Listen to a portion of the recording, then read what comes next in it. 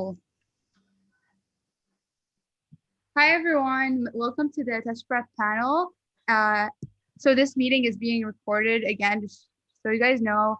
And if you guys have any questions, you can either type them in the chat or raise your hand and then unmute yourself.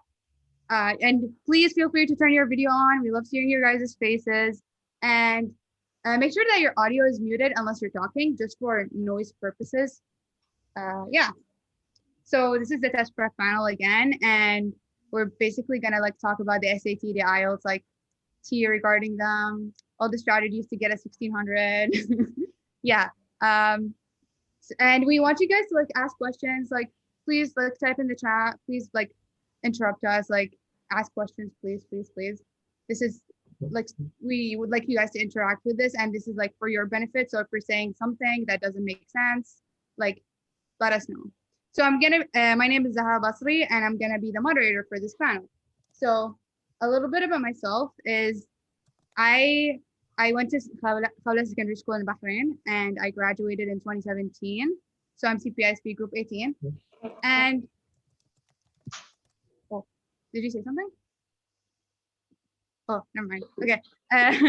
Yeah, I went to Khawla Secondary School in Bahrain, and I graduated 2017, and I was in the physics and math track. And then I went to Phillips Academy in the US. And this is a photo of, if you guys can see it, on the top left corner.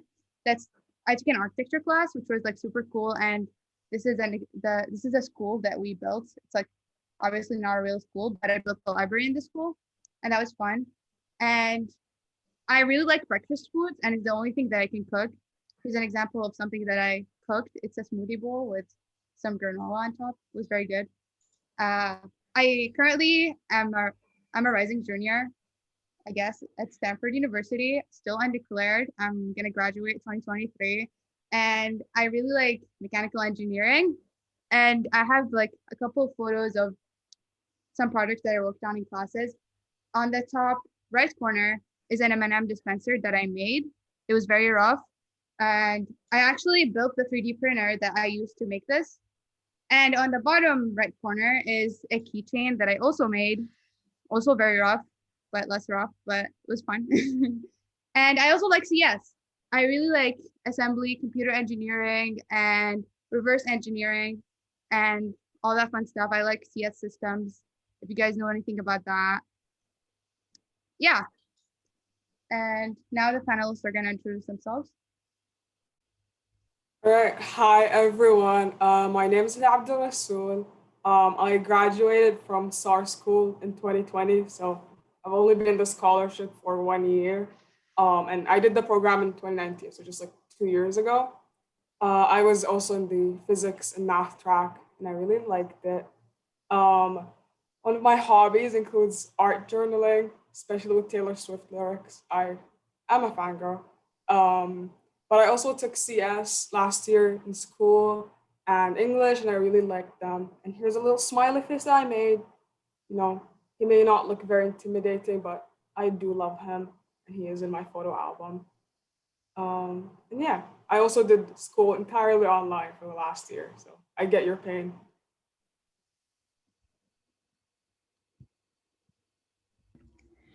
Hi everyone, my name is Fatma. I was also like Huda in CPISB Group 21. I went to high school in the US in Philadelphia. It was just a regular public school. And then when I graduated, I started at Cornell University in New York. I am going to be a sophomore this year, so this will be my second year at Cornell. I threw up a picture of the campus because I think it's absolutely gorgeous, and it was pretty big reason why I decided to go there. Because I mean, the nature is just, see, like Sada said, it's really I can't get over how beautiful the campus is. I am majoring in operations research. I threw in a picture of one of the visual tools that we use. We call it a graph. It's not, a regular graph, but it's scary. But if you look at it and you still think you're interested, it's a pretty awesome field. I also read a lot. That's why there's a lot of books up there. And this past summer, I've been taking care of 9 plant babies. They're all succulents. I love them very much, and they make me very happy. So Black plants. Yeah, it's nice to meet you all. So hi everyone, I'm Ali Shirazi. I'm the last panelist here. Just like the other panelists, I was also part of Group 21, so we all graduated from the same group. I was a private school student, so I went straight to university after graduation. I'm studying at Purdue University in the US now, studying CS. I'm a rising sophomore going into my second year. That's actually a picture of me to the left. My first time on campus. Did my first semester online, and only on my second semester when it was winter did I go there. It was very cold, a bit uncomfortable, as you can imagine, going from a hot region to a cold region all of a sudden, but it was actually a pretty cool experience. I like to do some graphic design and listening to music. I made some playlist covers you can see right here. I nerd out. I also like to do some woodworking. These are some knives inspired by the CSGO game, if you've ever heard of it. And I obviously do coding as part of my courses and privately as well. This was a personal project I did for myself to making passwords more convenient and stuff. Yeah. Cool. Now that you guys heard us all talk, we would like to hear you talk. So we have a little game for you guys. So how it works is you guys are supposed to like count up to 20, but only one person can talk at a time. And if two people talk at the same time, as in like unmute themselves and like talk at the same time, then we have to start over. And so who's the brave soul who wants to start? Wait, this is very confusing. Oh, okay. Thanks for letting me know. So I'm gonna like demonstrate. So say I'm person A. I'm gonna say 1, and then person B and C say 2. B and C talked at the same time, so we have to start again. And then person B says 1, person C says 2, and then person D says 3, and then we can carry on because no one talked, like not two people talked at the same time. Does it make sense now? Okay, so then since no one's here. Oh, 2. I get it now. Oh. Yeah. 1. Go on. I got it. I need a 3. 3. 4. Ah. Start again. 1. 2. 2. Oh no.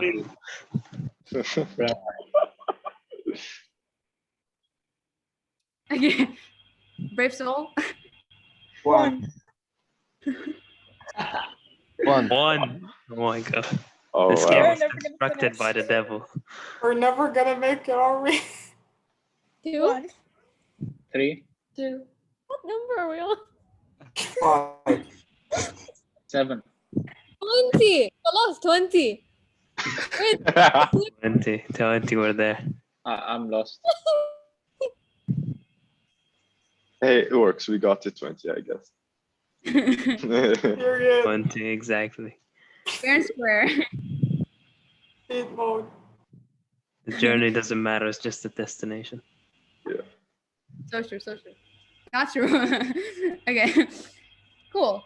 So I guess now let's talk about the test specific T, as I call it. So we're first gonna talk about the IELTS a little bit. I have some questions for our panelists about the IELTS, and then I have some more questions about the SAT.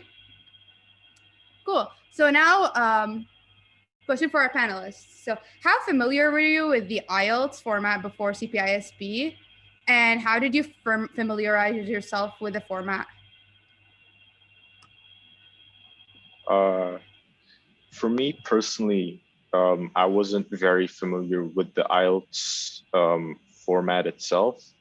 I've taken some listening practices, speaking, writing, as part of my school assignments, but never in an IELTS environment, I guess. So I wasn't actually sure how they were going to be, carried out. But by kind of researching and just going through the CPISP courses themselves, I kind of got more familiar with the format and, ended up being pretty easy, to be honest. The format is pretty easy to understand. So it wasn't very arduous.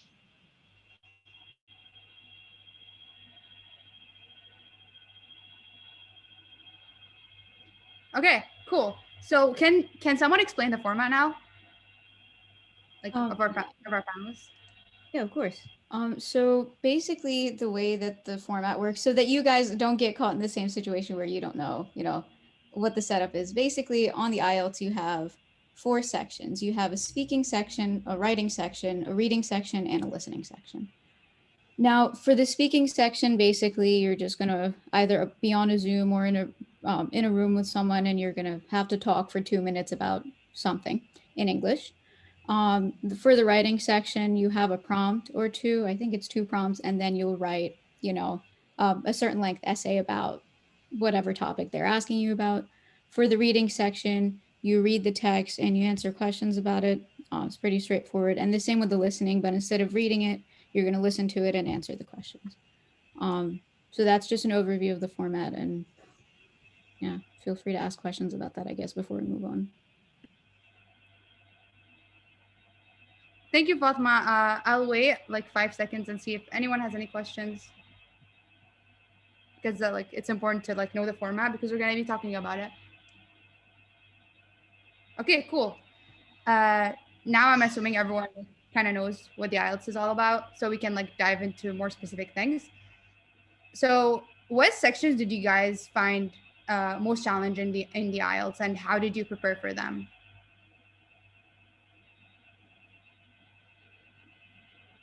I can. Oh, sorry. Sure, go ahead. No. Okay, thanks. So for me, it was definitely the writing, because you don't it's a new prompt. I've never written about polls, I guess, except in school. And because the first prompt is shorter and it's about a graph, or it can keep this in mind, guys. It can be also a map or a process. Just make sure you cover all the possibilities. And the second was writing basically an opinion essay. So for me, I struggled with the time constraint, and what I did was I Googled how to write IELTS writing, and I saw the template, what they're looking for. Also, the rubric is really important. If you guys Google IELTS rubric, you'll see exactly what they want from each section and what you need to do to achieve a certain score. And I just pulled up prompts, timed myself, wrote the thing, and then compared my answers to the model answer. And I think that was pretty sufficient. I think most people struggle with writing, so don't feel alone if you're in the same boat. And I think the poll shows that as well. I'm mostly in agreement with what Huda said. Writing is, at least for me, definitely the hardest part of the entire IELTS. It was, we were expected to write in a format that we weren't really, it was very novel and we weren't really comfortable with it. So, and I think, like Huda said, most people were probably scared, or at least didn't perform as well as they hoped they would in the writing section. So for me, again, that was probably the most difficult part. I will say for me, I was most, I guess, concerned about the speaking section. And I know that's a little strange because I speak English on a daily basis. It's my first language, whatever.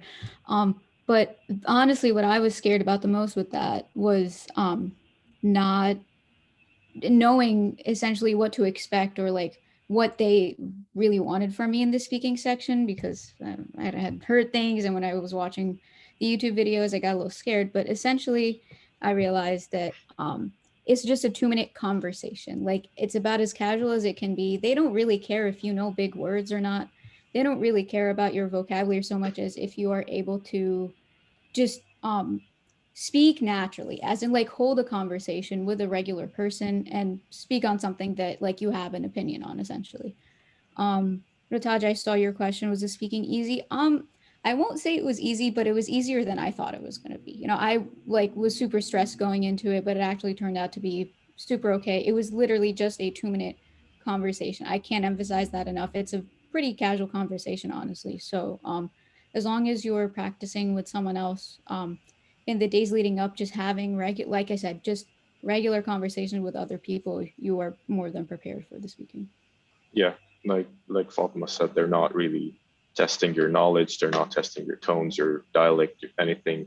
They just want to see how well you could hold a conversation with someone else. And like as a public school kid, I see your guys' worry because we're not used to just like constantly talking in English. And I know that was like the most nerve-wracking part for me, the part where you like have to talk by yourself. So something really helpful is just like getting a partner to study with you, whether it's like someone in the scholarship or like an older sibling, someone who speaks English well. Just like talk at them and like try to like not laugh, like take it seriously, and that will like make your nerves so much better for testing. Yeah, I agree. I agree. Like I used to like force my friends in school to just like listen to me talk about something for like 2 minutes and pretend that like I'm speaking to someone. And other than that, like sometimes like I didn't always have someone to like talk to. So what I did is so okay, like a little bit background about myself is I was quite shy like when I was a candidate and quite introverted. I'm still introverted and very concise when I talk. I'm very concise when I used to be like very concise when I talk. So if like someone asked me a question, I would answer it in like 2 words or something, and that's not what you need for like for speaking test.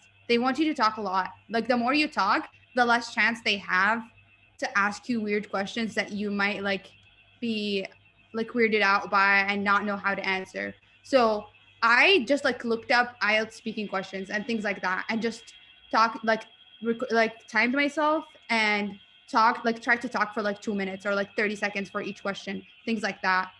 Also, when I did that, I tried not to talk about something that like sure maybe I like lied a lot in the speaking because it doesn't matter. They just want to make sure you know English.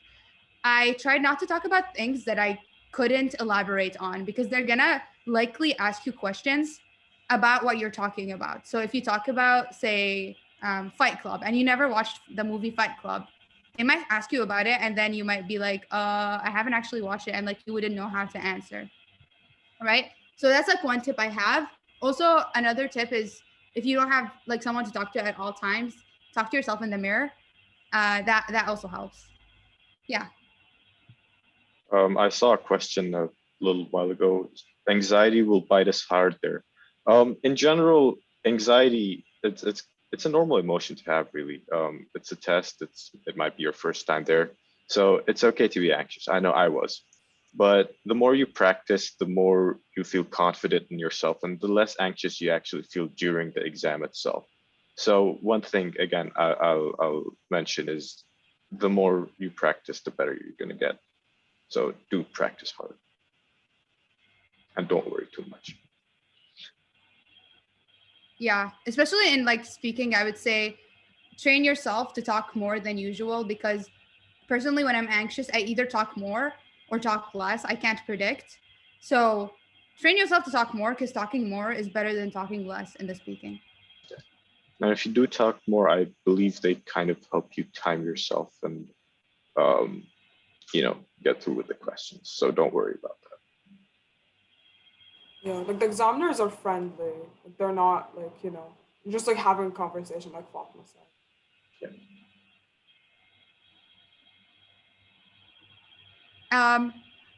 If you have if you have a stutter, I would say just like deal with it the same way that you deal with it usually. Like personally, sometimes I'm like I'm sure you guys notice. I also say like a lot. Speaking slowly helps. Speaking slowly also like really helps, especially if you don't have a lot to say. That's one thing like I could say about that. But yeah. Yeah. Double on the speaking slowly even gives you like some time to think about what to say. So Yeah, and you're not required to like speak in like an American or an English accent or whatever. Like accents are fine as long as like they can understand what you're saying. Like enunciate like your letters and your words. Yeah. Okay. I guess we'll move on to another like question about the IELTS. So we've talked about the speaking and the writing a little bit, but we haven't talked about the listening and reading. So what advice do you guys have for the candidates who will be like taking also like the listening and reading parts in the IELTS? How did you like guys practice for them? Things like that.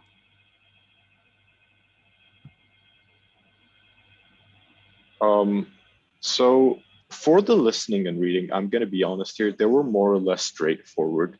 They gave us practice back when I was in the candidacy program. They gave us practice questions and tests for the IELTS listening and reading. And honestly, those were pretty thorough and were, like they gave me an idea of what it's gonna be like in the exam itself. So I was fairly confident when going into them.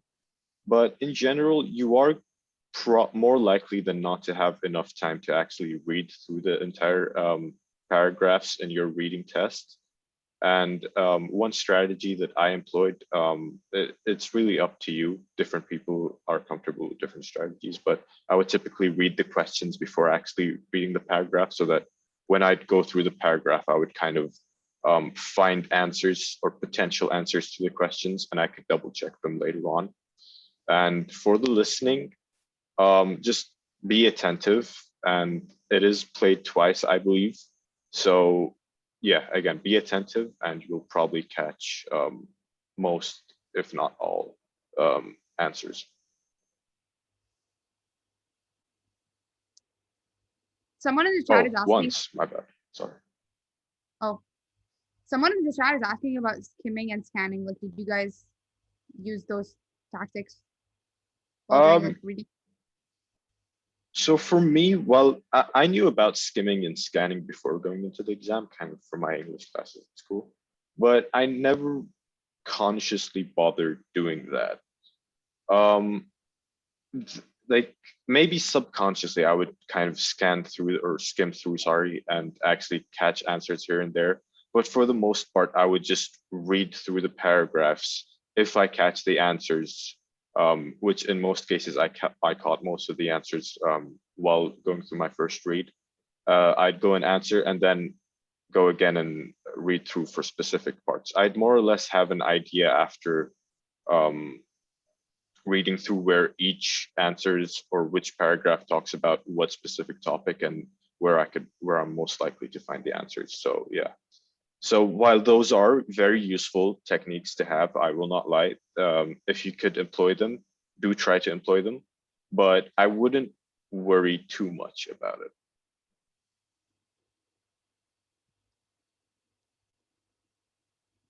Yes, I agree with that. Like everything I said, I found like the listening practice that we had like very useful, and like honestly, like in this PISP, like I found it very useful.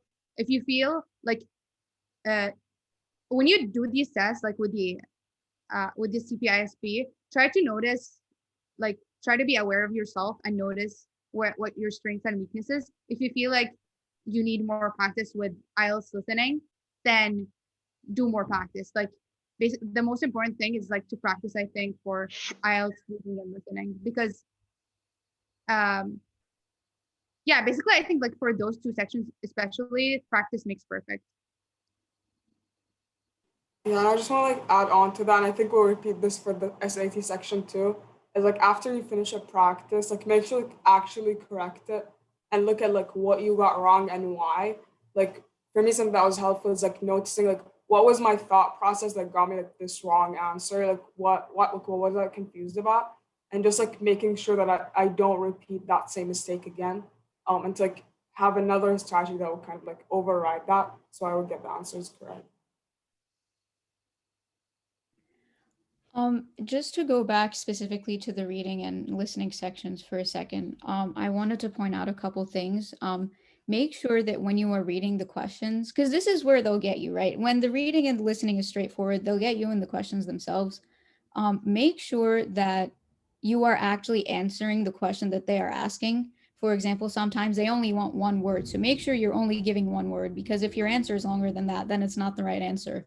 Or if they're asking for true or false, make sure you say true or false as opposed to yes and no or something like that. And specifically for the true or false section, I noticed someone asked if you have any advice for that, because it's pretty, I guess, stressful. But if it's not specifically mentioned in the text, you can't say that it's true or false, because I think it's a true false not included. So if it's not answered in the text at all, if there's no mention of it, you can't like assume or like extrapolate based on what is being said in the text. You have to only answer based on what's specifically written in the reading part. So make sure that you're answering based on that, you know, and if it doesn't exactly, you can't use inference, thank you, Yusuf. Yeah, so that's the biggest advice that I have for you on the true or false sections. Yeah, and I just want to say, like, you don't want to end up in a situation where, like, you accidentally skip a question and, like, on the answer sheets, you're answering, like, out of order. So, like, if you only have, like, 2 minutes at the end of the exam or something, just, like, make sure, like, you actually answered every question and that, like, because you have, like, the exam sheet with the answers and then, like, the paper sheet. At least that's how it was for us. So just make sure your answer, like, match up and you're following the guidelines. That way, like, you don't lose, like, points where you already knew the answer to. Yeah, like I would stress that. I think sometimes I notice myself like copying something wrong, like that was a mistake that I had, which is just like literally just like test taking skills, like just practice like spilling out things fast, basically, and being accurate. Also, another thing, I when I did like those tests, whenever I would be unsure about an answer, I would take note of that, like in practice tests, not in the actual test. If I was unsure about an answer, I would highlight it. And then if I answered it wrong, I would like know, oh, I was unsure about this answer. If I answered it correct, I would still like go like focus on like why did I answer that correctly, or like why was I confused about this question. I think that's like a good thing to do when you're doing practice tests.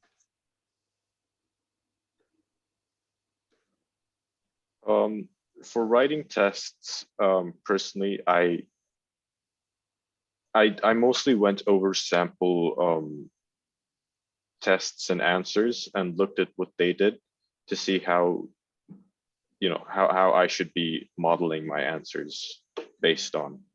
I mainly looked at YouTube videos, which reminds me, actually, I do have a useful YouTube channel for IELTS.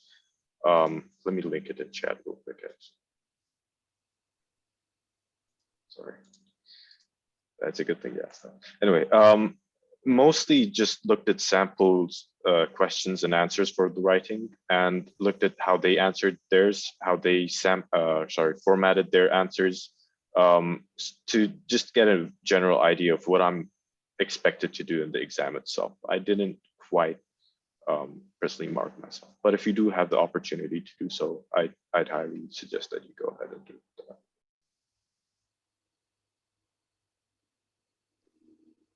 Now that I talked about a resource, I want to like jump to the next question, which is, what are some resources you guys used for the IELTS?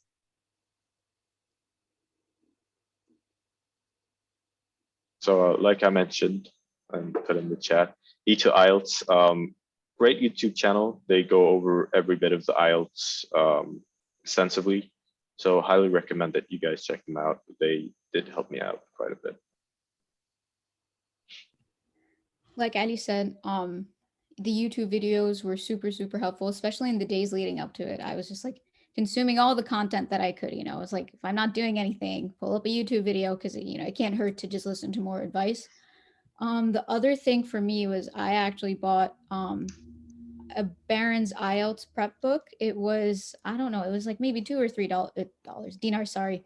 So it wasn't it wasn't super expensive, and it was super helpful. It had I think it was 5 full practice tests in it, with scoring advice, and it had like access to recordings for the listening section. So it was super, super helpful in to me, at least, getting more practice for how to just how to do the exam properly. So that's the advice that I have. YouTube, and if you can, a prep book is more than helpful.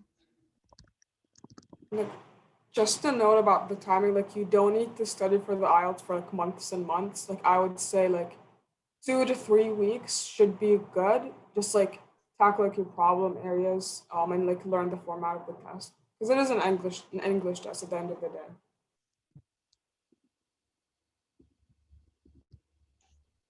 I'll throw the name of the prep book in the chat. Let me spell it correctly.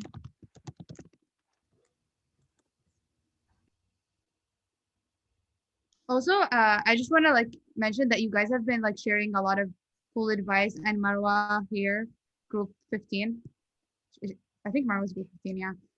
Is also sharing a lot of helpful tips. So I recommend you guys also like keep note of the chat. And also like I really want to also reiterate what Marwan wrote in the chat about like guessing what the answer is going to be in the listening. I think that's like a really good tip. Also knowing like if you need like a verb or a noun and things like that, you're like, or like an adverb in the blank, like if you have to fill in the blanks, I think that's helpful just to know what you're listening for. Yusuf, the IELTS are kind of annoying in that way, in that they're very strict on keywords. So when they say write a number, you need to write the number. If they tell you to spell it out, you need to spell it out, so on and so forth. So that's a good point actually. Do pay attention to the keywords. Like Fatma said a while ago, they are very specific and very strict. You could answer correctly, but because you didn't follow the specific instructions that they said, maybe they said circle and you underlined, you could lose marks on that. So read the questions carefully.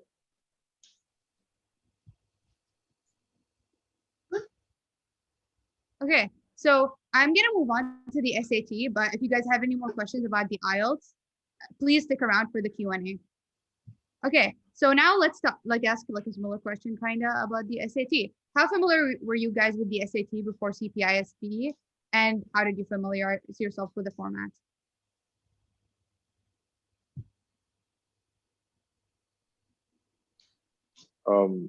So what? Oh, sorry.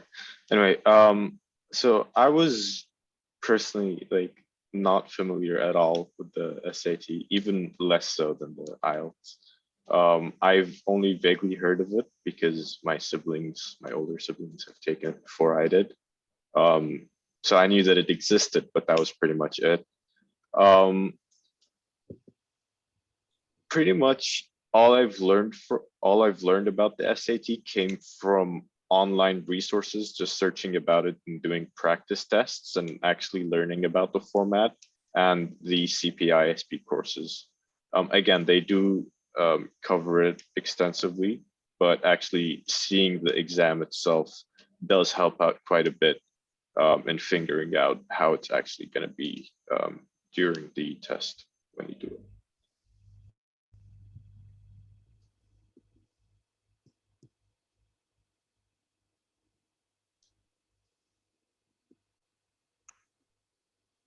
Okay, I'll talk a little bit more, like a little bit about how familiar I was also. Like personally, I also like kind of on the same boat. I knew it existed. I hadn't prepared for it. Didn't do anything like related to the SAT before the candidacy program. And what I did is like I would reiterate, like I just like researched.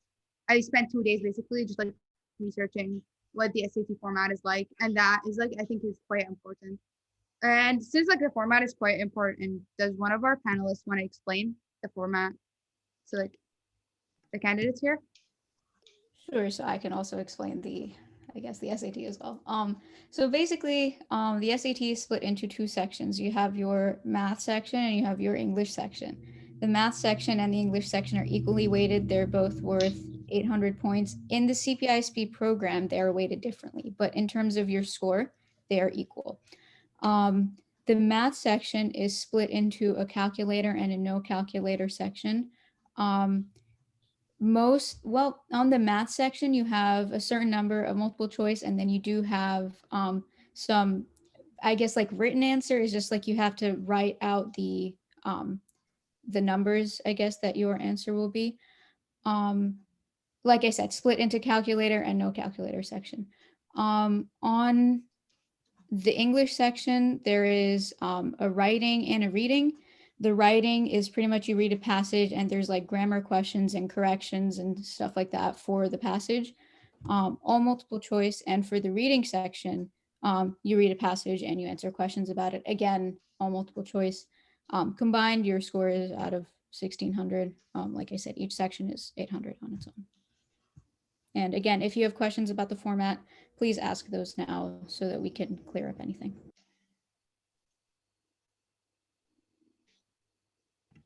So Yusuf, not all questions are multiple choice. Most of them are. On the math section, there is a small, like, I guess, open-ended answer. It's just, you have to write out the answer that you calculated yourself, or like bubble it in. It's a complicated bubbling system. You have to like write it out, and you have to bubble in like a decimal point or the numbers themselves, but it's not multiple choice. There is not a writing section anymore in terms of an essay. That has been removed. As of June 2021, you are no longer expected to write an essay on the SAT. So you don't have to worry about that because it was awful, and I'm really glad it's not there anymore. Yeah, it's like the writing section, you basically like have a passage, like they'll ask you questions about like specific sentences, like correct the grammar, like what word would be best here, things like that, not actually writing. Yeah, so maybe it's easier to think of it not as a writing section, but as a grammar section. I don't know why they call it a writing section, but yes. And there is no listening.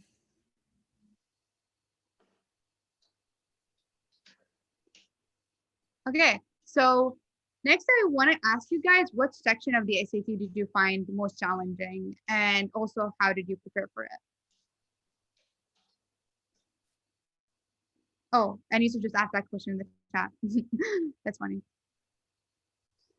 For me personally, like because the SAT was such a novel test, and like I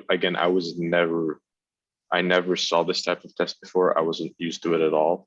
So all sections, although generally I was familiar with them because it's not like new content or anything. It's just that the format really um, kind of just messed me up in terms of not being familiar with it, I guess. But if there was a portion I had to choose as the most difficult, I would say it's the writing or grammar, in other words, because again, English is my second language, as it should be for most of you here. So while I could speak and write and read English well, when it actually came to specific bits and pieces of knowing which punctuation to use or which you know grammatical grammatical choice was correct, it kind of confused me at times. So the more practice you put in, the better you will get generally. But yeah, that was definitely a disadvantage for me. For me, actually, the I guess my problem section was the math, which was confusing because I am a math science student. Like that's what I focus on. But the math was actually pretty challenging at first.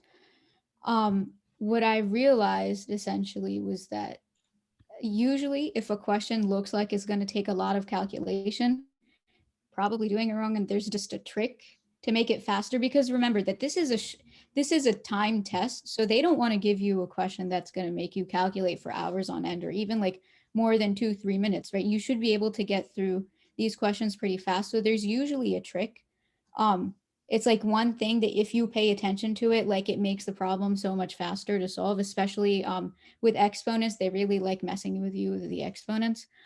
And the other thing is pay attention again to what the question is asking, because like with the IELTS, that's how they get you. It's with like silly questions or like silly things. It's like, you know the answer, but you answered the wrong question. So make sure, sometimes they'll say like your final answer is something, but they want to say like, what is the square root of the final answer? And you have to make sure that you got that, because the correct answer and the answer, like your final answer, they're both going to be on that multiple choice. So make sure that you are answering specifically what they are asking about. That's honestly, I mean, that's how I improved my score. I was just missing silly things like that. Yeah, I totally agree. And like all questions, like the easiest multiple choice questions, like the hardest grid-in, they're all worth the same. So don't like stress too much on one question. You can always like come back to it. So just like guess or like move on. What I would do is I would like mark it up in the test sheet, what I like needed to go back on. And also, yeah, like Ali said, like the writing section was very, very confusing because I don't know how to use a semicolon. I don't think anyone knows how to use a semicolon. I think I know now. I think that's the only thing I remember. Anyway, so I just like by prepping and like knowing all the rules and like what they wanted, and I think we're gonna share resources in a bit. So like, I'll tell you guys like what books I used. you can like really get the writing section right. And I felt so powerful because I could do it. But that's just because like I prepped. And I also heavily struggled in the math no calculator. I would like consistently score the least in that section. So like I remember when school started, I would like try to not use my calculator as much and just like rely on my brain. Yeah, and like make sure to like review all the math like laws and techniques or whatever before your exam, and like tackle like what you don't remember, things you're not familiar with. Because I think you're gonna encounter at least like one or two topics like you don't know anything about, but it should be like fairly simple to like familiarize yourself again. I saw a question in the chat about skimming and scanning strategy for the for the English. So this is a strategy that I use personally because once I ironed out my math score, I was suddenly getting caught up in the reading. So the readings are long. They're not generally made for you to read the entire thing and answer unless you read fast enough that you can do that and answer all the questions within the time constraint. So what the strategy that I used personally was I read the opening paragraph entirely, and then I read the first and last sentence of every paragraph and the last paragraph. And then you'll notice that most of the questions on the reading section, they make you go back and read the reading anyway. So it'll ask about a specific section. So that's when you go back and you read the rest of it. There's no point in reading everything twice, right? So if they're already going to make you go back and read some stuff, you can get the gist of the essay or reading from those key sentences and then go back and understand the rest of it through those specific questions. Yeah, and like you'll run out of time like that if you try to read every reading passage because they're so dense. So yeah, just like I would read the questions first and like skim, like Fatima said. And also I saw a question in the chat about like getting stuck on one passage.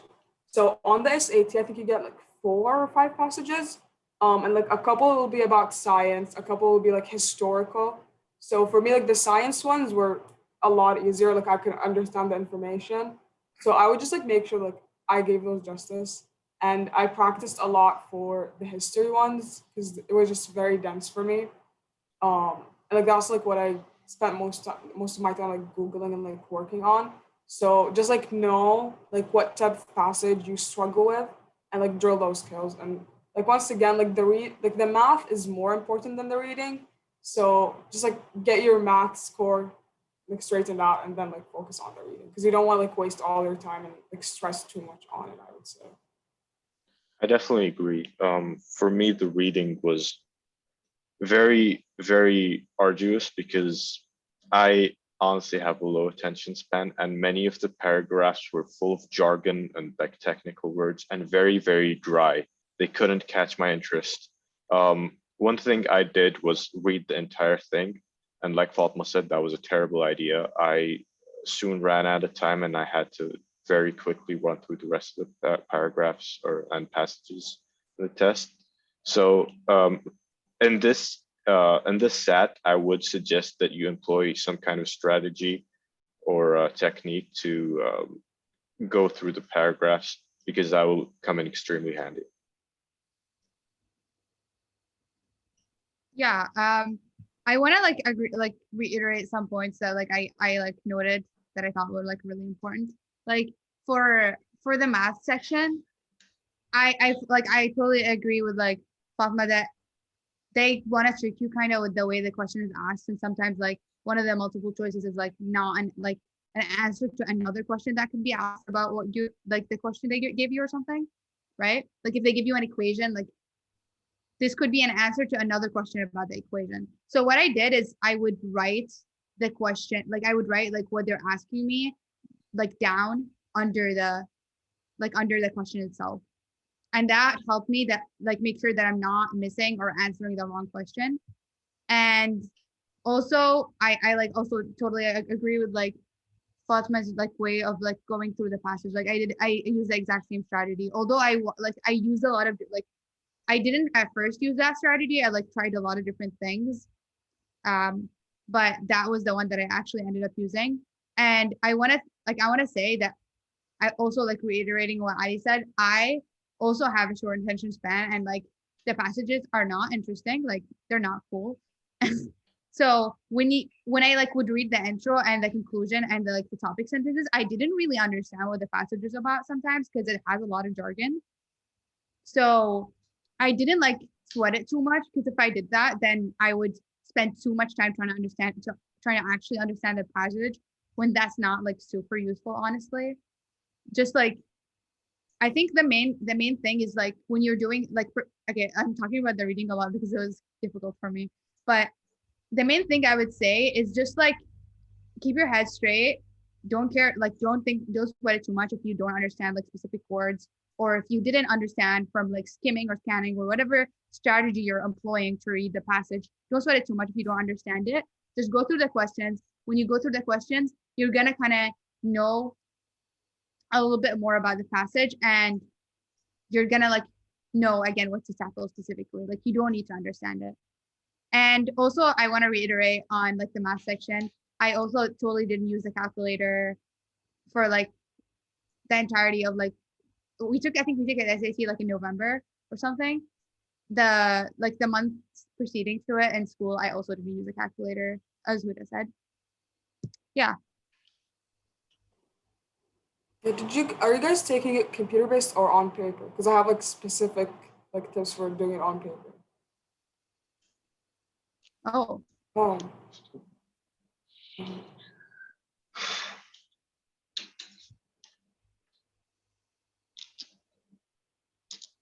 Okay.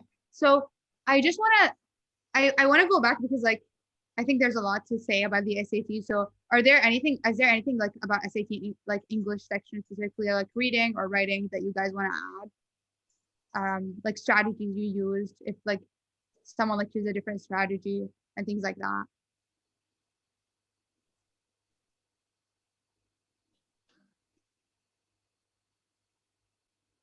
Okay. I want to go back to something someone asked about vocabulary. Um, Something that I know, like my siblings like struggled with this when they were taking the SAT. Like, make sure you know the vocabulary for math. Like, especially if you're in public school, like we learn all like the terms and the vocabulary in Arabic, and like you know how to do the problem, but you just don't understand the word. You know what I mean? So I was like definitely like make sure you know all the terms in math, like all the different shapes and whatever it is. Yeah. And is there like anything else you guys want to add about like the math section specifically that like someone hasn't mentioned? Or any questions you guys have like I didn't answer about the math section? This is the time to interrupt me and talk or type in the chat.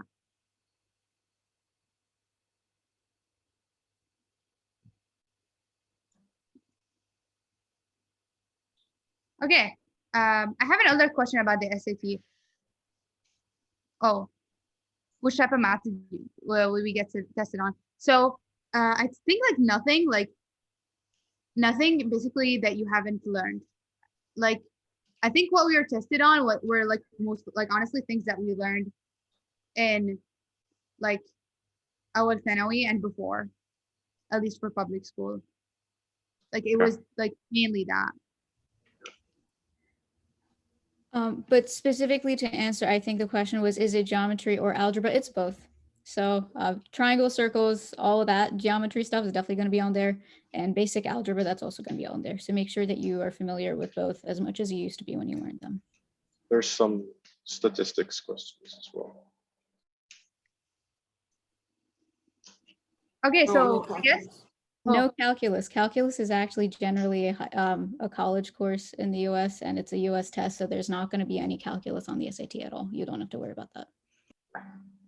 Calculus is nice, you guys. Damn. Okay, so I guess like that's also like a kind of a good segue to our next question. Did you guys have any like material gaps? Like, is there anything that you actually didn't like understand or like learn before the SAT and that you learned specifically for the SAT, and how did you deal with them?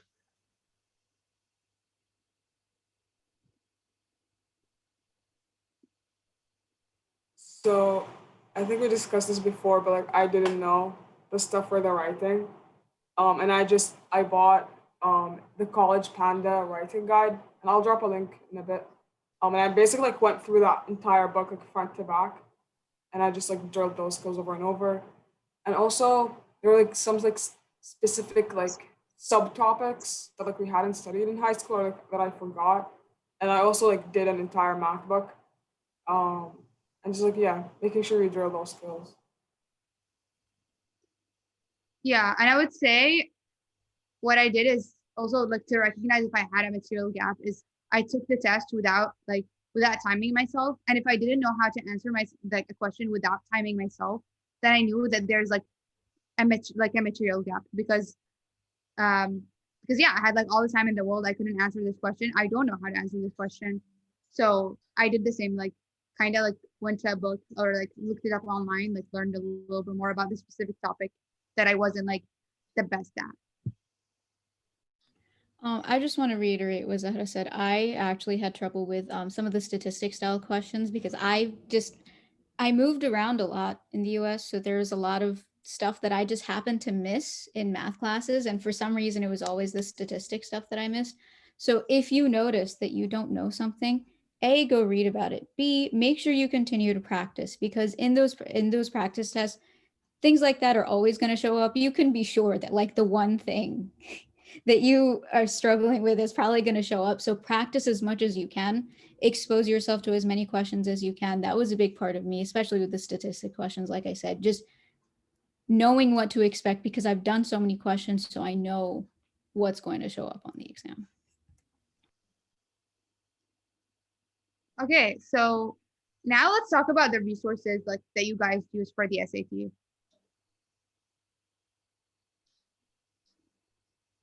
And please like feel specific. For me, mainly khanacademy.com or .org. I don't remember the exact domain name. A very helpful website, extremely helpful, has basically tutorials on everything. Any material that you didn't cover maybe in maths, they have video tutorials explaining the concept and going through some questions. They have practice tests. They have, assisted kind of practice questions that really kind of give you an idea of what you should focus on, which kind of questions you're struggling with, which questions you're comfortable with. So it's a great website, great tool. Pretty much practiced all my, I did all my SAT prep on there, pretty much. I can't emphasize enough how helpful Khan Academy is. Basically, so they have 8 practice tests on there, full practice tests that you can take timed and everything. These are also the same tests that are available on the College Board site itself because they're partnered. So I would say if you want to take the test on paper, print it from the College Board. If you would rather take the test digitally just to get a feel for what it's going to be like, then do it on Khan Academy. But more importantly, Khan Academy, when you take a practice test online through them, they like pick out like problem areas for you, like places where you struggle, and then they point you to practice through Khan Academy that you can do to improve on that. And it's really, really helpful with trying to figure out like where you struggle and how you can like get more practice with that to make sure that you are, hammering out all those problem areas. So I started my prep with Khan Academy just to like get familiar with the test, like see what types of questions and things like that. But I went kind of intense. I watched this YouTube video where a girl like talked about her study plan and like what she used, and I really liked her approach. So what I did was I basically like bought like 3 different SAT books. Like each was like for one subject. So I got a book for math, a book for reading, and a book for writing. And that was very, very helpful for me because they're very thorough. Like they go through everything. And like the reading one, I only did like the history section because that's what I was struggling with. And like I'll paste the stuff in the chat soon. And for practice tests, I did like you don't have to like buy any books for practice. because they're all available online. So especially since you guys are computer based, I guess you could try to do it on your computer. I don't know. But I just like printed a bunch of practice tests and like I did them at home. I like the 1 to 4 official practice tests, they weren't like real tests that were administered. So I would recommend that you guys do like 4 through 8, I think it is. And also there's practice tests on Reddit. There are so many and they're pretty recent. So I would highly recommend you use Reddit. Like the subreddit is great. Like people talk about it and like all the different resources you can use, like r/SAT or SAT prep. So yeah. Yeah, I would also like to share some like resources. I cannot stress how helpful. I got like a Barron's book. I'll write the name in the chat. I think it was like it was called Barron's New SAT because the SAT the 1600 SAT was new that year that I took it because I'm old. And it was extremely helpful. Like one thing about like I wanna like share a little bit about my opinion like regarding Barron's. Like, okay, Barron's is definitely more difficult than the actual test, which is great because if it's more difficult, then you're gonna be like more prepared for the actual test, and that is like extremely helpful for the math section. I would say like so helpful. Like I like 100% recommend Barron's math. Like the math section from the Barron's book is like extremely helpful. I would say for the reading and writing, it was more difficult, but because it's like more difficult, it can kind of like be a little bit different because it's not official. So for Barron's, I would say math really good, reading more difficult, but like not super helpful, not as helpful. But if you have a lot of time to practice, you should still go through it. And for other unofficial books that I use that I found really helpful, I think Kaplan's English section is super helpful. Like Kaplan's English section, if you like took all the practice tests, you're super prepared or whatever, I don't know, and you want to take more practice tests, then the Kaplan English section is very similar to the actual official test. And I didn't buy the book actually. I just like someone like gave it to me, like someone was like done with it. I recommend like you guys look for previous candidates and things like that. Ask them if they have books. Yeah, I also use Princeton Review, but I think like the highlight is Barron's Math, Kaplan for English.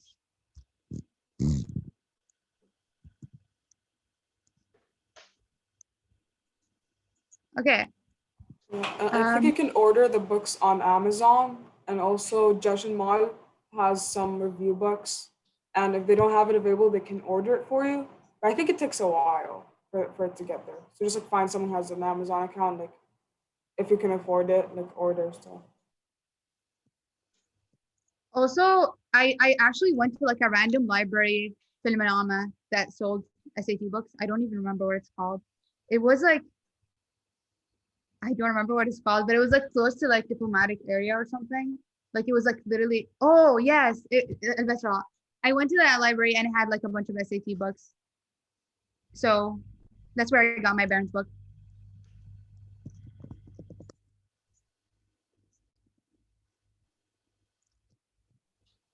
Okay. So again, if anyone has any questions about the SAT, stick around for the Q&A. And okay, we're running out of time. Do you guys want an icebreaker or do you want to skip the icebreaker? Well, in the chat or unmute yourself and speak. If no one talks, I will assume you guys want an icebreaker. Okay. Okay, cool. Okay, we're skipping the icebreaker. Okay, so now let's talk about some test taking / prep skills. So first question I have for you guys is, how do I create a study schedule keeping in mind the time constraints? So what I ended up doing, I'm just sharing my experience with you guys, take it or leave it, but trust me, it helped me. What I did was I focused on problem sections during the week. So like my weaknesses, I would just grind out practice for those, whether it's from Khan Academy or something else. Just grind out practice problems on a specific problem section once during the week. And then on the weekend, I usually had more free time. So I would set aside a 3.5 hour chunk and take a full practice test, because the full practice tests are so important to be able to pace yourself on the exam. If you're taking it with the break times and the actual length of time that you have on the real thing, then you're going to be so much more prepared for when you're actually sitting in that testing hall and taking the test. So what I would say for me, what worked is once a week working on problem sections and once a week taking a full test. And I would say I started maybe, I don't know, 2 months in advance. There's 8 full tests. So you think of it as I'm going to do one full test every weekend leading up to the exam. That's potentially a way that you could go about it. Also, I would say the most important thing is just like prioritizing the SAT above all else, because it's a good chunk of like what determines you getting the scholarship or not. Like I know you guys like have CMI and stuff, so just like get your CMI stuff done like as soon as possible, so you can like really focus on the SAT. And I mean, like it's the summer. Like I know for us public school kids, like we didn't have much going on over the summer or whatever, so just like focus on that. And like I would say even when school starts, like this is like an investment. So like study for the SAT, do your homework, go to bed. That's what I would say. And it took me about like 2 to 3 weeks to cover each section.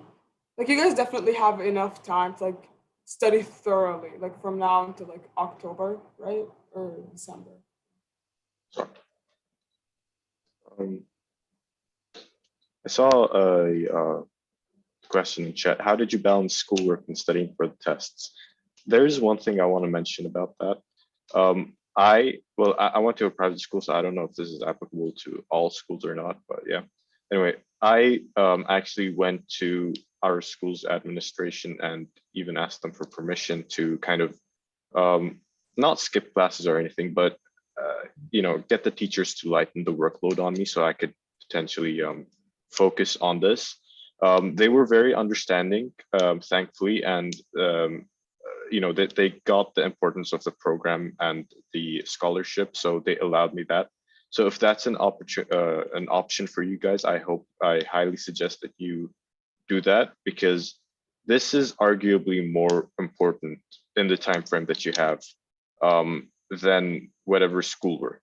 Schoolwork, you can always catch up to it. You have many more months to actually do it. This is kind of a one-shot thing, so do focus as much as you can on it. I went to Ar-Rawabi school in Jablat Habshi, which is also where I live. It's a bit of a small school, so if you didn't hear of it before, that's absolutely fine as well.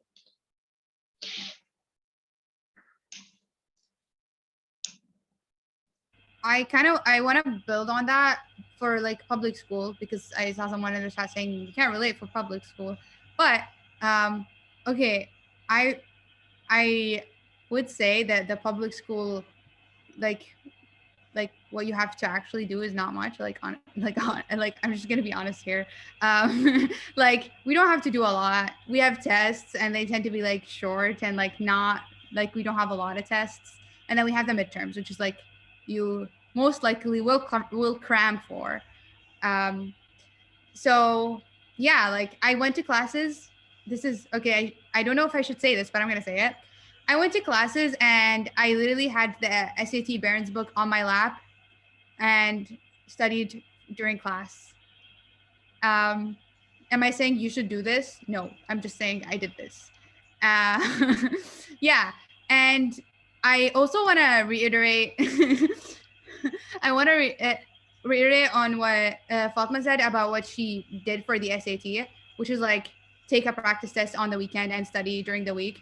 I did that actually after I got the scholarship when I was studying to take the SAT again for college.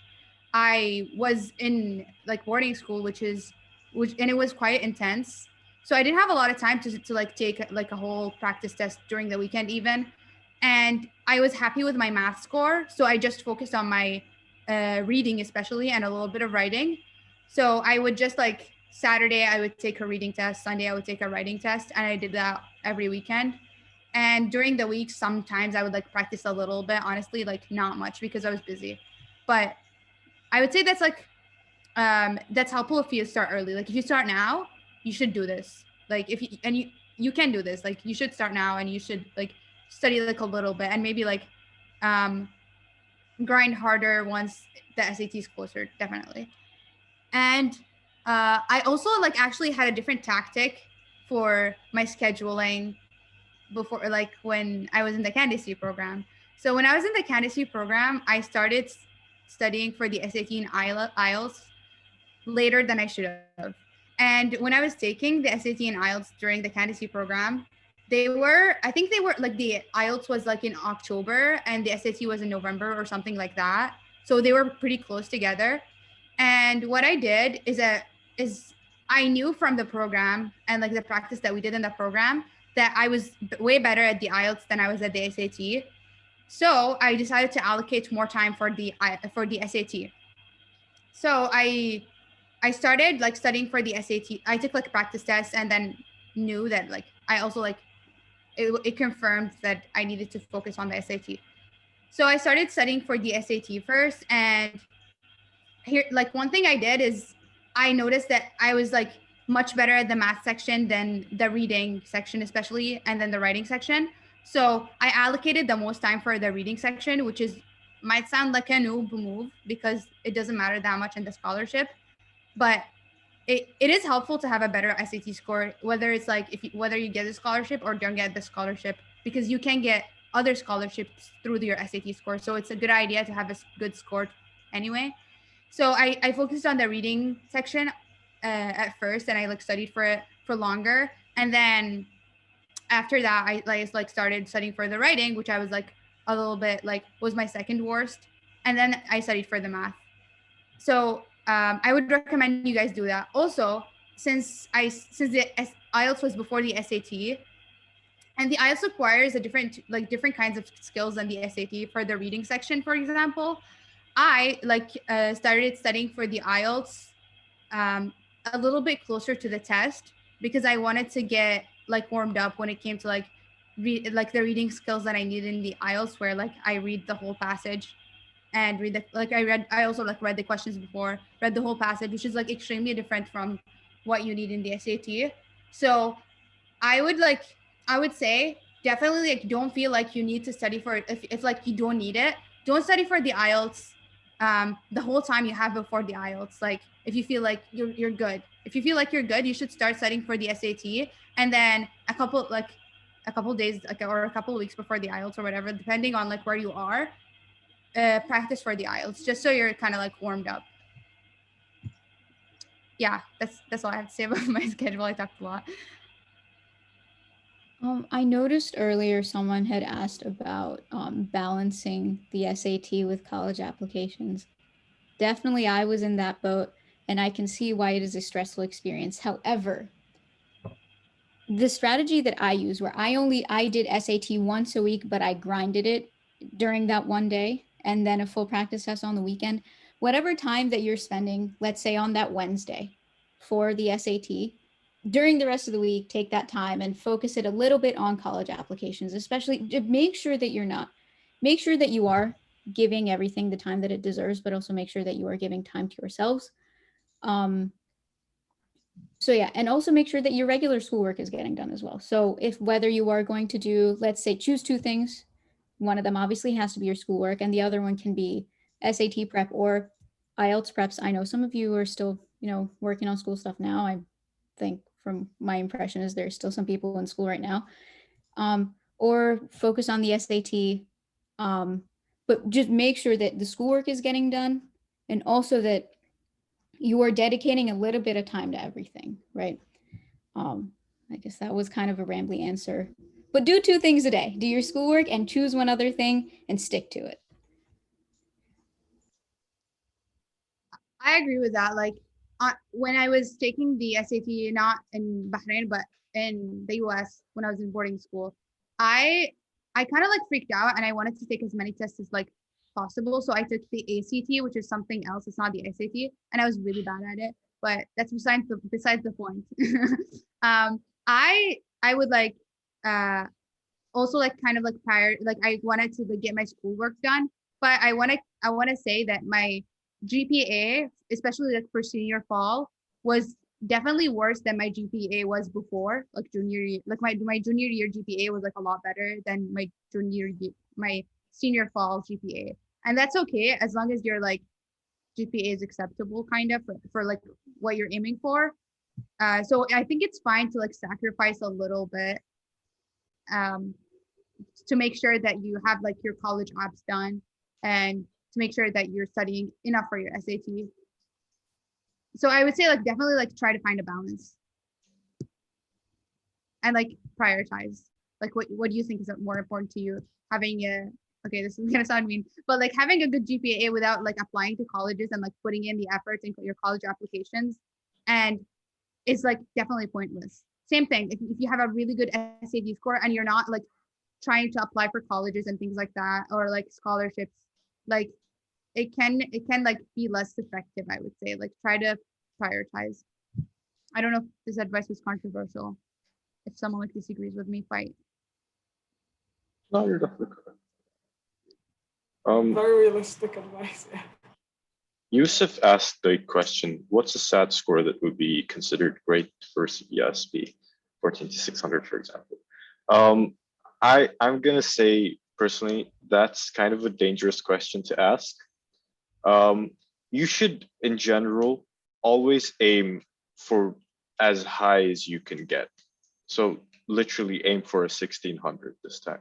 You know, between different years, it's very fluctuating. Some years a higher score is better, some years more lenient. So you cannot predict this, you cannot know this. There's no real good score for the CPISP as high as you can get. Because in general, the SAT isn't just for the CPISP. You can even use it for other scholarships outside of the CPISP itself.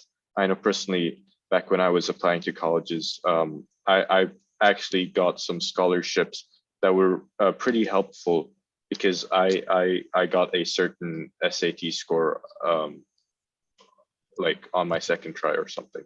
So definitely keep that in mind. Aim as high as you can go.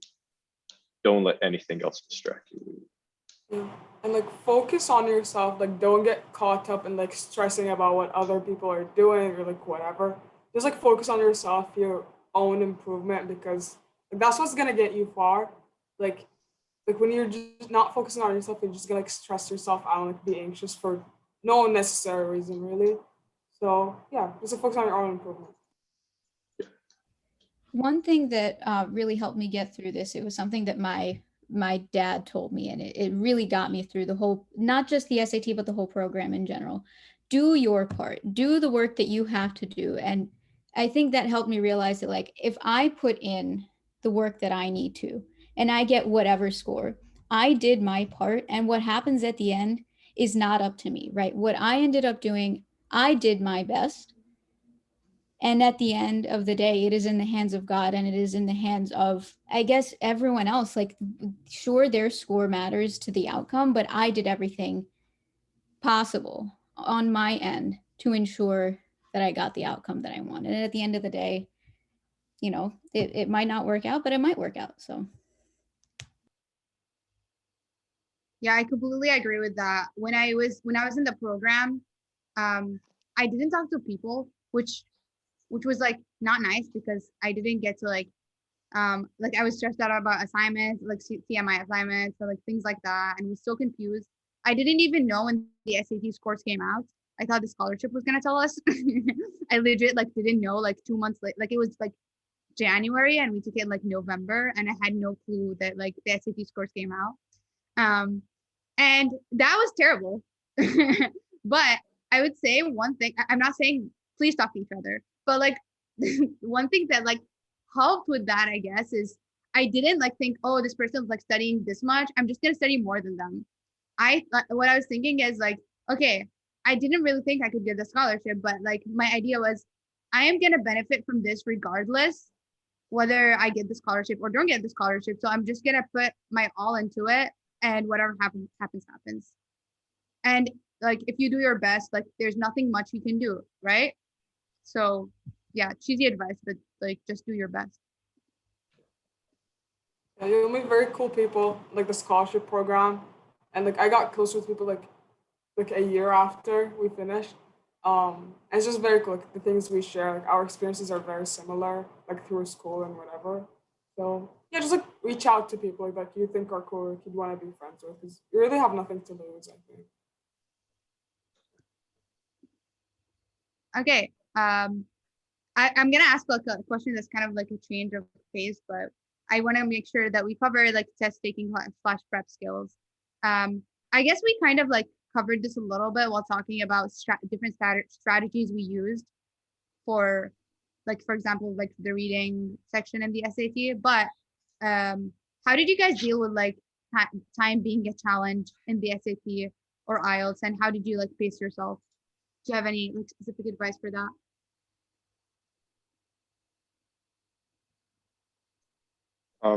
So I know this has been said a lot, like might lose meaning if we say it a lot more, but practice, really.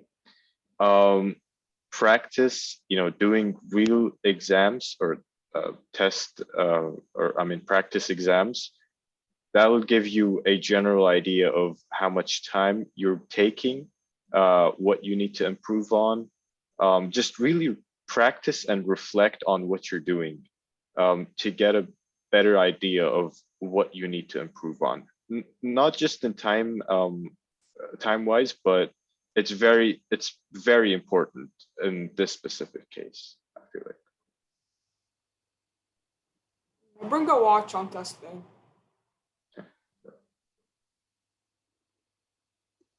Yeah, one thing I did is kind of like going along with practice is I actually like I like how many, like you can look up how many questions you have for the SAT. I divided the amount of time we had, like, okay, I'm gonna spend this much time reading the passage. I'm gonna spend this much time on the questions. And I kind of knew like some people might spend like, I actually don't know how much time people spend reading the passage, but this is like not a real number. I'm making this up. So someone might spend like 5 minutes reading the passage and then like 10 minutes on the question. I'm making this up. Like this is just an example, okay? And that might work for someone, but for me, like I was like, okay, I'm gonna say I also don't remember specifically, but I'm just gonna give you random numbers. I spent like 3 minutes reading the passage and then like 1 minute and 30 seconds per question or something like that. And I just like did that to like make sure that I am like on track. And I would say that I mainly did this and when I'm practicing, because when you're practicing, or at least for me, I was less stressed than I was on the actual test. And this is something that I learned from taking multiple SAT tests, because I took SAT tests after I got the scholarship. But I'm just saying this now, like now you guys know what I learned from taking multiple SATs is that like it can like your mindset kind of can change on like how you're approaching the test. Definitely changes when you're taking an actual test versus a practice test. So I kind of trained muscle memory versus like actually keeping track of the time when I'm studying for the SAT to like spend this much time on the question. And like instead of like looking at the clock in the actual test, I was already like trained to spend this much time on the question. So when you're practicing, do at least like a couple practice tests where you keep intense practice track of time, and then also practice without looking at the time intensely, because that also wastes time. I said time a lot. Okay, so I'm gonna. Oh, do you have anything to add, Ali? Someone just like private messaged me like advice on like doing the test in person and not computerized. Definitely like print your practice tests and do them on paper. Practice like actually filling in like the little circles. And what I would do is like on each, because like the booklet is like this, so I would just like write in big letters what letter I chose as well as circle it. So then like when I was bubbling in, like I would bubble in like an entire sheet altogether. So I would like have, yeah, I would have that. Also pick a letter like you're gonna pick when you're guessing. like B or something. Because that's how probability works and muscle memory or something. Yeah. Something that Huda mentioned about picking a letter. So if you answer incorrectly, you don't get like it's not minus points, if that makes sense. So like on some tests, if you leave it blank, you don't lose points, but if you answer incorrectly, you specifically lose points. That's not how the SAT works.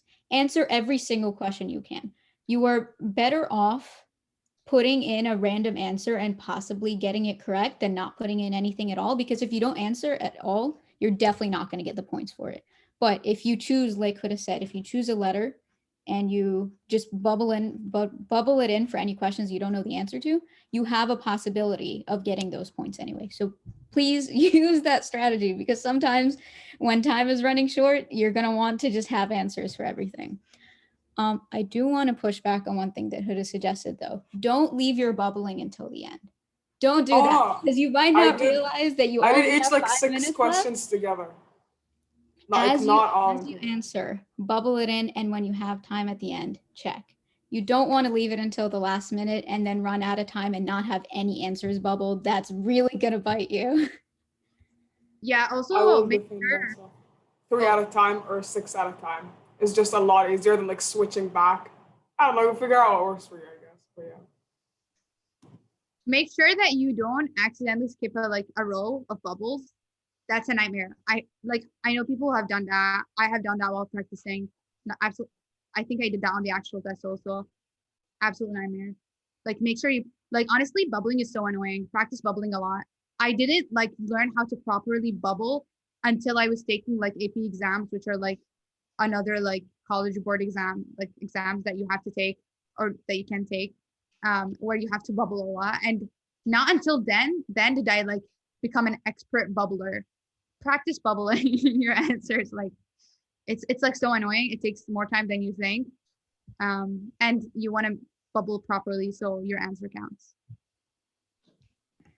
Basically, when you're taking a full practice test, try to create an environment that is as accurate to the real thing as possible. And that includes, print out a bubble sheet. It might not be there with the practice test. You can Google it, SAT bubble sheet, print it out and bubble it in on there. Make sure that everything you're doing in that practice.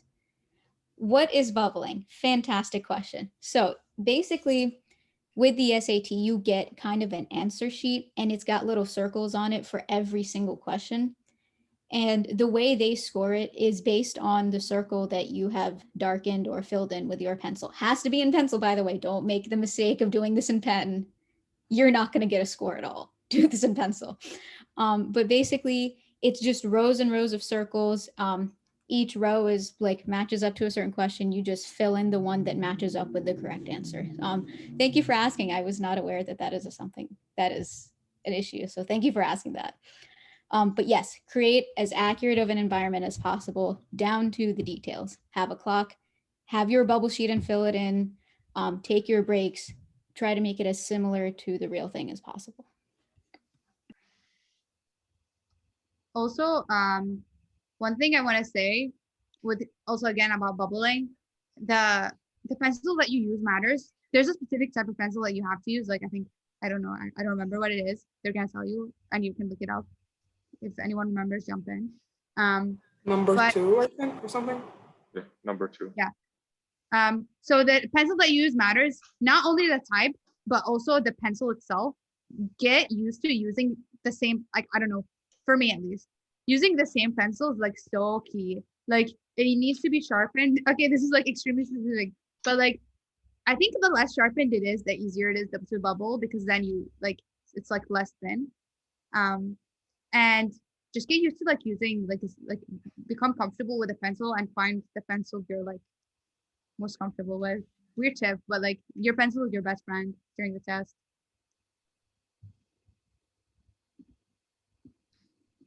Also, I wanna go ahead. I was just gonna say, the eraser, if you can, bring a big eraser with you instead of just the ones on the back of the pencil. Bring the best eraser that you have, because once you're bubbling in and you realize maybe you want to change something, you need to erase the mark as much as possible, or the scanner gets confused when they're scanning the bubble sheet. So make sure you have your best eraser so that you can erase any mistakes that you have. Also, one tip that I think I've used but didn't like. I don't know if I ended up like that was the last thing I like. That was the thing that I stuck with. But bubbling in, not super dark. Um, this is like goes against what Fatma was saying before, but like, kind of like, especially if you have like not actually do this. I would suggest doing this for questions you're not sure about, and bubble it in like not very dark and then darken later. So in case you don't have time to go back to the actual question, like you don't have time to even flip the papers, you can like just bubble it in. Like you can like try different things. I would say definitely try different things. And I want to go back to what Fatma was talking about like taking practice tests. So do you guys also have like specific tips for like actually taking a practice test and like how you grade it, like things like that?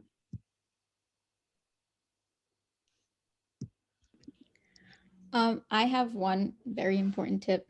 Every test is corrected differently, and every test has different number of mistakes that you can make to match up with a certain score. So when you're taking that practice test, make sure that you are looking at the scoring guidelines for that specific test. I think it's the same also for the IELTS, but especially for the SAT. Sometimes you can make 2 mistakes on a math test and still get a perfect score. Other times you can make 5 and get a perfect score. It's very weird. They have a different curve for every test. So make sure that every test you take, you get the scoring guidelines that match up with it. That's really important. Yeah, and like if your particular test was very hard, feel like you messed up, like the curve is probably gonna be better. It's like don't like stress too much about it. Because it's supposed to be a standardized test, so like you should get like very close scores in each sitting that you sit, like if you have the same skill level, basically.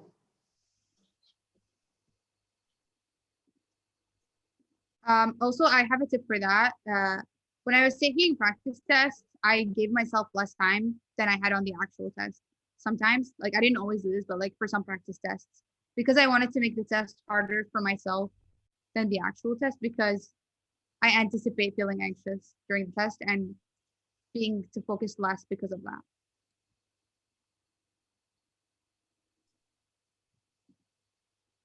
Okay, let's move on to the next question. So how did you improve your SAT or IELTS scores between practice tests?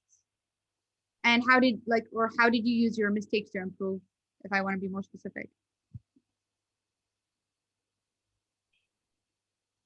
Um, just reviewing what you did wrong. I can mostly speak about the SAT here. Like I said, Khan Academy provided feedback for me on what sections specifically I was weak in and what sections I was strong on. So I was able to get more practice where it mattered the most. So if you could find tools like that, even for the IELTS, it can be very helpful. So that's one thing that I personally did. Yeah, definitely don't just like take practice tests back to back without doing anything in between. Like do them as like checkpoints for yourself to see how you're improving while you're studying, like while you're learning material and like reviewing everything. And then like once you're done like reviewing your books or whatever, like go back on your mistakes like I said. And I remember I had a little list in like my notebook of like reminders for myself, like things that I kept like messing up, just for me to like look at again. And like another little list of like math equations or whatever that I need to memorize. Sometimes my brain doesn't like memorizing certain formulas. So yeah. Also, as you're correcting your test, try to find patterns. Don't just look at the most recent test that you took. Go back and look at the previous practice test that you took as well, and try to notice patterns in the mistakes that you're making there. And if you look at the correction guides for the SAT, I think some of them have explanations, especially for the reading, about which one is the right answer and why. Those are helpful because those are coming from the people that actually wrote the questions, right? So make sure that you're reading those. Very, very helpful in trying to figure out what you're doing wrong. Also, another tip I have for like that is, I said this before, but if I'm unsure about a question, when it comes to like IELTS or SAT, I would highlight it. And that way I would focus on the question even if I got it right. I also kept a log like for that. Recommend. I do this also for regular tests, like just like keeping track of your mistakes and knowing what you do wrong is good.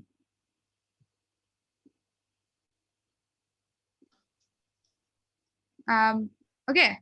So did you guys like deal with any like plateauing? Did your scores take it like the same score at any point? Like did you just keep scoring like a 900 on the SAT or something? I don't know. Like, did you deal with that?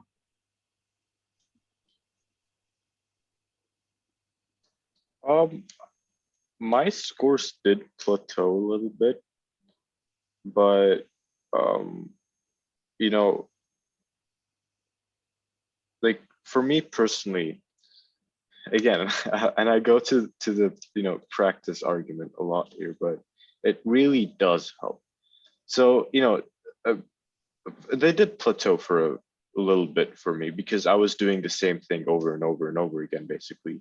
And like Huda mentioned, I was just doing practice tests back to back. I would do them, see my scores, then do them again without really paying attention to what mistakes I was making and what feedback I was getting, like I mentioned about Khan Academy. So, kind of changing up the pace a little bit. And it can happen in more than one way, of course, not just the way it happened for me, but changing the pace of how you practice, when you practice, what you do to practice, practicing in general. I mean, I'm saying practice a lot here, but it can lead to results. It can lead to changing your score, making it even better. If your scores plateau, of course. In general, I wouldn't worry about it too much. Yeah, basically. And like just like take a step back, look at what you're doing, like examine it, and like go online a bit, like see like other methods, maybe like something that would work better for you. And just like switch up what you're doing. Or like maybe you just need a break or like you're feeling anxious. Like don't be too hard on yourself, honestly. I mean, this might sound a little obvious, but you can't expect different results if you're not doing anything differently. So it's really important to just step back, try to figure out what's going wrong, and try to change something based on that. That's the only way that you're actually going to improve. If you do the same thing over and over again, it's not going to get you anywhere. Sometimes you could just feel overwhelmed and not knowing how anything what went wrong or how it went wrong. Like I said, breaks are important. Like breaks aren't there just for you to laze around. They're there for you to refresh yourself and reset your mentality. They can be like, they can make a huge difference, like night and day, when actually practicing. So make sure to know when to take a break and for how long as well.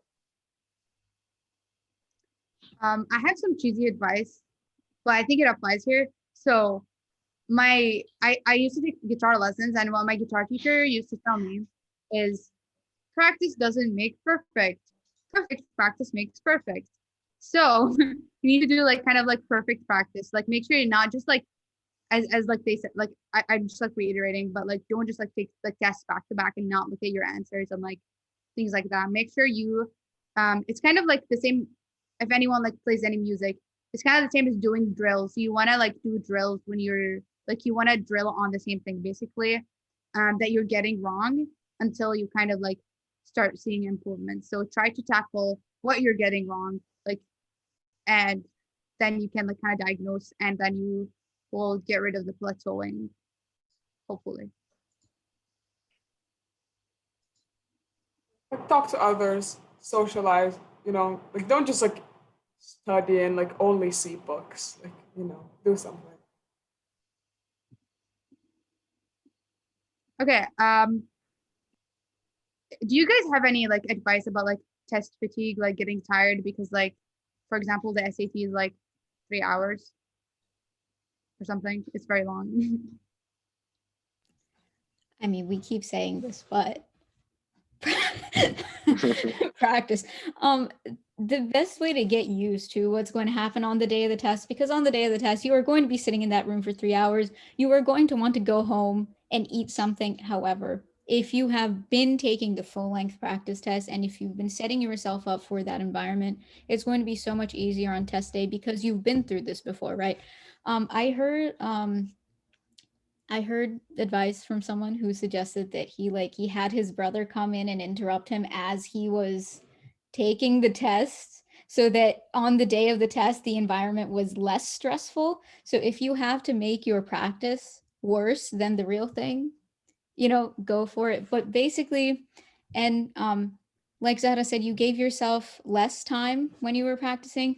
All of those things of making sure that on test day, you have already been through this before over and over and over again, you're not going to be as tired. Also, I guess this is kind of like not during the test specifically, but wake up early so that you are awake during the test and you won't be as tired, right? If you roll out of bed and walk into the testing room, that's not going to work, right? Give yourself the time to freshen up in the morning. Maybe like I drank tea. I'm sure we all drink tea, right? We're all Adam. So we basically just do things to wake yourself up before you even walk in there because you don't want to be already tired when the thing starts. I would also say, like for me, I had unhealthy sleeping habits, and that always happens to me during exam season.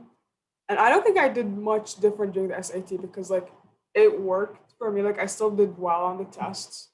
And I know that for me, if I suddenly switch up my routine, my sleeping habits, it's gonna affect me negatively. So I was if you know what works for you, then go ahead and or get used to it too. Like Fatma said. So I think yeah, I was staying up at night and then I did the test, then I went home. And just do what works for you, I think. What you know yourself best, Yeah.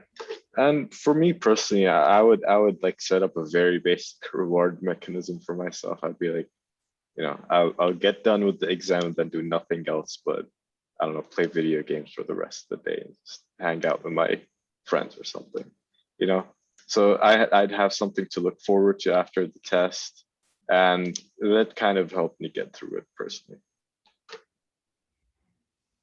Another thing, this especially worked for me, so I mentioned getting enough sleep in the week leading up to the exam, but also appreciate that you have been grinding for this test for a very long time, right? So in the week leading up, you need to separate yourself sometimes from what's going on, right? So that's what I did. I stopped in the week before, I didn't do any full practice tests or anything. I just gave myself an opportunity to be so that I am my best self when I'm walking into the test. So, maybe not no practice, but less practice, maybe just give yourself room to take care of yourself so that, like I said, you are your best self when you walk into the testing room. Okay, so we've been talking long enough about our test taking / prep skills, but again, you guys can stick around for the Q&A if you want to ask more. But we have some some extra tips that we want to we thought are important to mention. One thing I want to talk about is test anxiety and how dealing with test anxiety. Did you guys have any test anxiety during the candidacy program?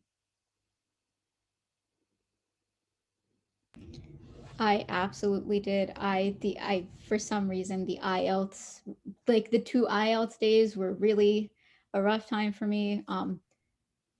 I mean, like I mentioned, I was super, super stressed about the speaking. So the drive there, my uncle was driving me there and he was calming me down. He was like, you know what you're doing, it's okay. And then I honestly barely got any sleep the night before the IELTS. It is normal to feel stressed about these exams. At the end of the day, they are a big deal. Yes, they matter to your future. However, it is not the end all be all, right? Just if say you mess up, that's not the end of the world, right? You are going to be fine. You got yourself here. If you happen to choke on the exam, you're still going to be okay. Everything that you've done so far, you can put in that effort and it'll get you somewhere. And also, like I mentioned, it was really helpful for me to know that I had put in the work. I did what I had to do, and the rest is not in my hands, right? So focus on what you can control. That's the Yeah. most important. Definitely agree with that. I would be more concerned if you weren't anxious about the tests.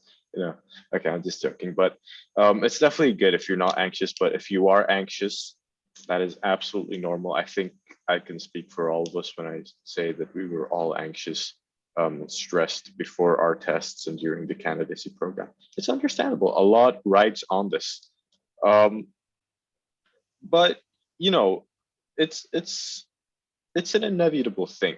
What happens happens, like Fatma said. سوي اللي عليك والباقي على الله. And I remember like after we were done, I was like, huh, that felt like a practice test. Like I don't know why that was so surprising for me. But yeah, like nothing new should come up, honestly. Like there's Yeah. not gonna be like scary surprises or anything.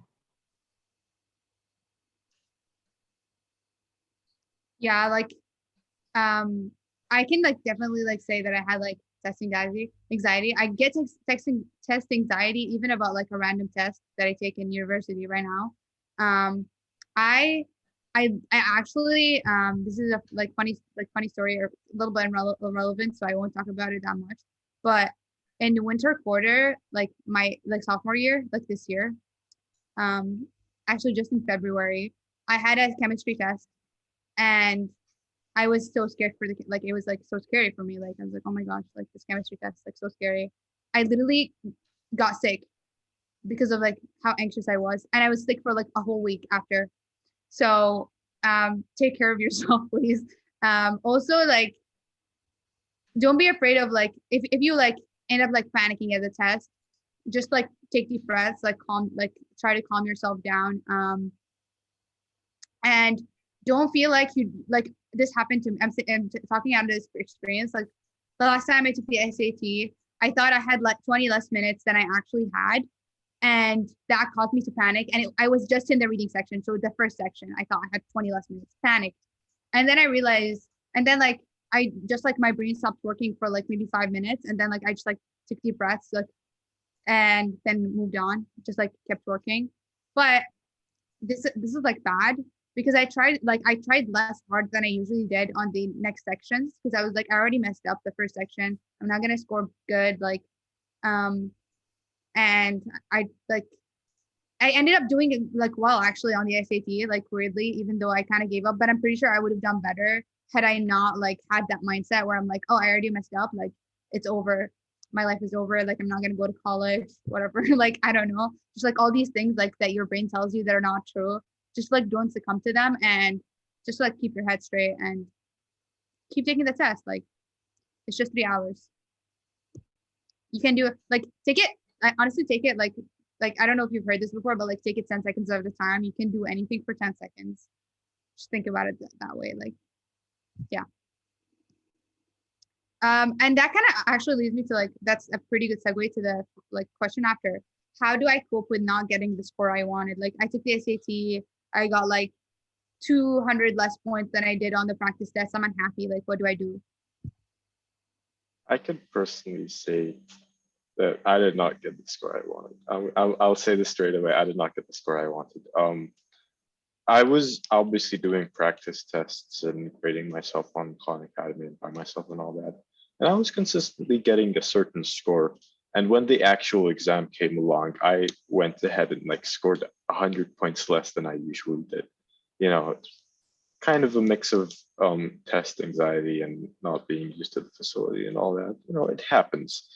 One thing that kind of helped was setting expectations for myself. While this wasn't exactly a score that I'd hoped I would get, it was still within the range of my expectations. I knew my abilities and I knew what I was capable of getting. This was definitely a score that I could have seen coming. And that helped quite a bit. Second of all, it's what my worries came from was not the fact that the score wasn't great, maybe, or the fact that I wouldn't be able to apply to colleges or anything. No, honestly speaking, the score was not bad at all. If anything, it was above average by a good amount.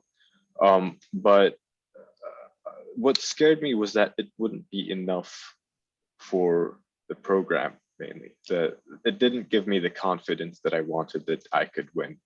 And here I am, like a year later in the program itself. So don't worry about that at all. If that's something that keeps you up at night, you know, it happens. But you know, I personally even knew people that kind of scored higher than me, and I'm still here. Like, this isn't the only thing that counts towards the program itself. There's a lot of metrics. It is not entirely, you know, like I forgot the word for it, but it doesn't cover all possible metrics, but it is quite in depth, and it will be a generally accurate, you know, way of testing you basically. So don't worry about one test score. Don't worry about your exam performance. It's going to be all right. I also want to say something, and I don't know if this is just like has been my experience, but like I remember like during high school in Bahrain, I was very, very focused on like the numbers, like the marks that I was getting, what I was scoring, whatever. And like now, like a year later, I'm just like looking back, like I don't know how like that happened, because like over the last year we've done more like projects and like actually writing and like exploring who I am and like the things that matter to me. And like I've realized like I'm capable of so much more than just like getting a good score on a test, you know? So yeah, like don't define yourself by just like that number or like whatever. Like know that you're capable of so much more. Like I believe in all of you. Like I know everyone's like capable of like achieving what they want. And just like focus on your relationships, like things that you do outside of school, things that matter to you. Yeah. One thing I want to say also is that these standardized tests don't like they don't measure how smart you are. Like they don't really like um they're just like standardized tests. Like you just have to practice for them. There are people, okay, and I'm gonna say this. There are people who are better at taking tests than other people. I am not good at taking tests. Like I'm gonna say this. I'm like terrible at taking tests because I like always get anxious before the test. Which leads me to sometimes like lose focus. So I'm not always the best test taker. And that doesn't define like doesn't that does that mean that maybe I don't understand a material or I'm not smart enough? No. I think like you have a lot more value than like a number that you got, again, like as I said. One thing that Huda said reminded me of a quote. I don't remember who said this exactly. I heard from someone that Einstein said, but according to many people, Einstein said a lot of things, so I wouldn't bank on it. But anyway, if you judge a fish by its ability to climb a tree, it will live its whole life believing it's stupid. The test doesn't mean anything about you. It just shows how good you are at taking this specific test, pretty much. So it does not define you. It does not define any metric about you. Just keep that in mind. It's very important.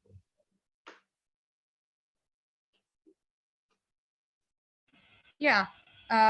So now I guess we're done with like the questions that we had prepared for you guys, but we want to give you guys a chance to ask more questions for the Q&A.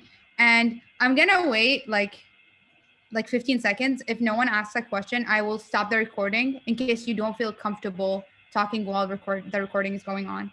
But yeah, I'll wait 15 seconds in case anyone wants to talk now.